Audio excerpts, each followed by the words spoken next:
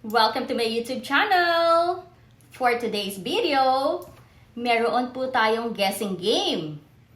I'm sure most of you ay nabasa na po yung aking post earlier sa aking Facebook page na meron po tayong guessing game at yung mananalo dito sa ating guessing game na to ay mananalo po ng 3,000 pesos. Okay, so pero meron po tayong rules na dapat sundin.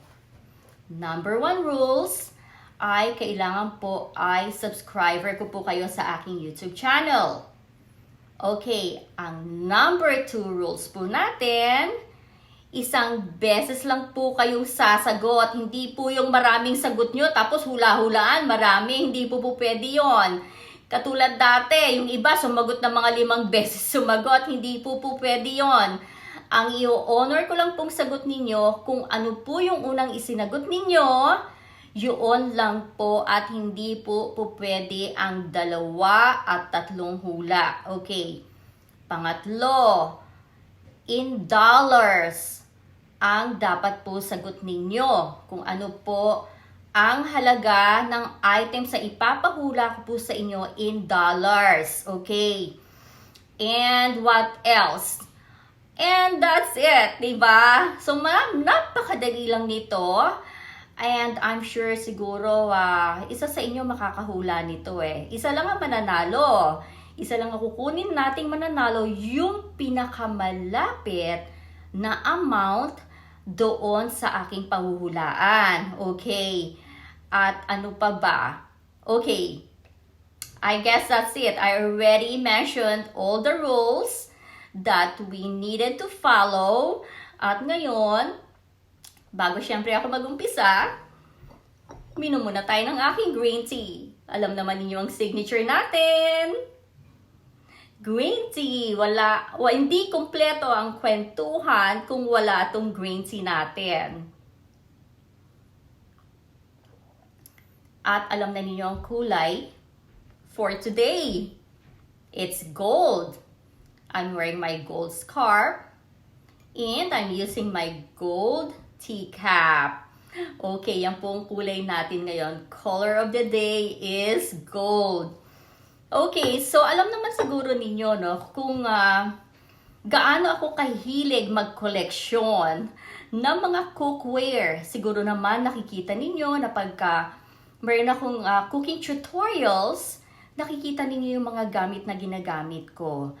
Okay, ayan po ang hilig ko bumili or mag-collection po ng mga cookware. Iba't ibang klaseng cookware. Pero, yung mga cookware na to, talaga namang medyo sabihin natin medyo pricey, pero lifetime use naman po. Kasi ang sa akin po, it's better to buy expensive stuff na tatagal po ng talagang panghabang panahon kaysa yung bibili tayo ng mumurahin at pagkatapos ilang buwan lang, sira na, di syempre bibili ka na naman.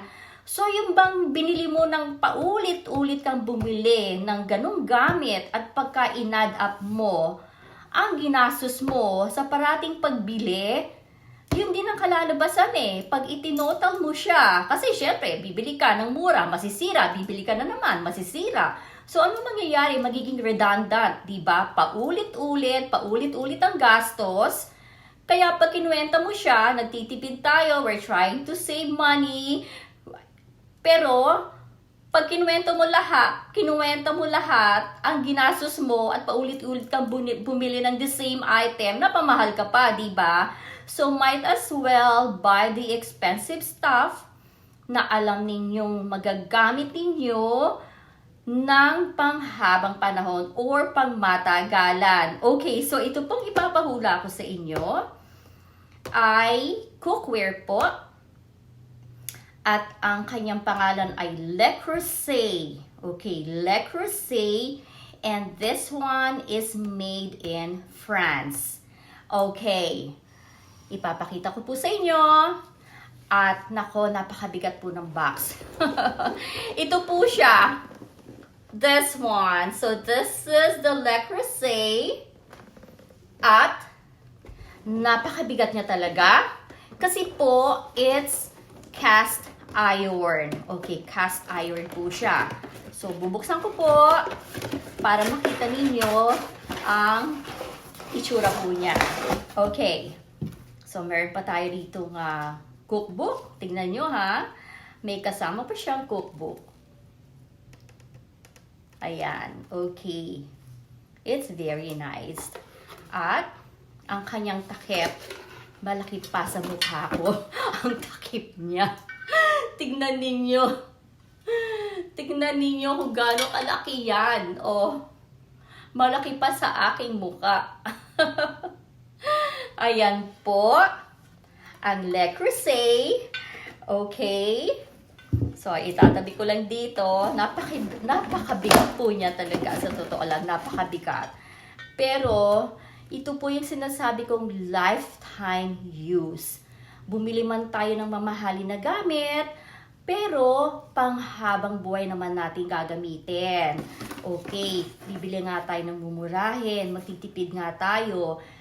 Pero eventually, hindi magtatagal yung gamit na binili natin, di ba? Kadalasan ganun eh. Yung we're trying to save money, pero mapapamahal pa tayo sa katitipid.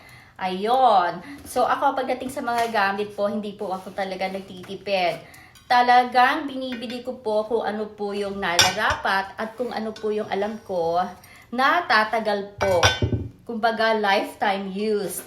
Okay, so, ang kulay po niya, napakaganda. It's one of my favorite color. Actually, tatlong kulay po ito eh. Itong nakita ko, orange, may beige, at merong light blue. Okay, so ito po yung napili ko. Ayan, nakita ninyo kung gaano siya kalaki. Oh. Palagay ko, 2 buong chicken ay kasya po dito. Napakabigat po niya talaga. Okay, so, ayan po siya. At, yun nga po, hulaan ninyo kung magkano po kasama na ang kanyang everything. Total na po yung ibibigay nyo sa akin. Huwag na po ninyong i-breakdown kung magkano yung retail price niya, kung magkano yung shipping, or yung kanyang taxes. No, just give me the total amount para hindi po tayo malito. I just need the total amount of this item. At remember ha, isang beses lang po tayong uhula. Hindi po pwedeng paulit-ulit, hindi po pwedeng papalit-palit ng sagot. Okay? Isang beses lang huhula at kailangan subscriber ko po kayo sa YouTube. At in dollar amount. In dollar amount po ang inyong ihula. Wala pong peso. In dollar amount. Okay. So, sana po may manalo. At yung pipiliin ko po, yung pong pinakamalapit doon na amount sa talagang presyo po nitong Le Creuset na cast iron na cookware, and this is made in France. Okay, so bahala na po kayo. Good luck po sa inyong lahat. Yung mananalo, meron pong 3,000 pesos. Okay, good luck at don't forget to subscribe to my YouTube channel. Thank you guys for watching. See you guys later. Bye.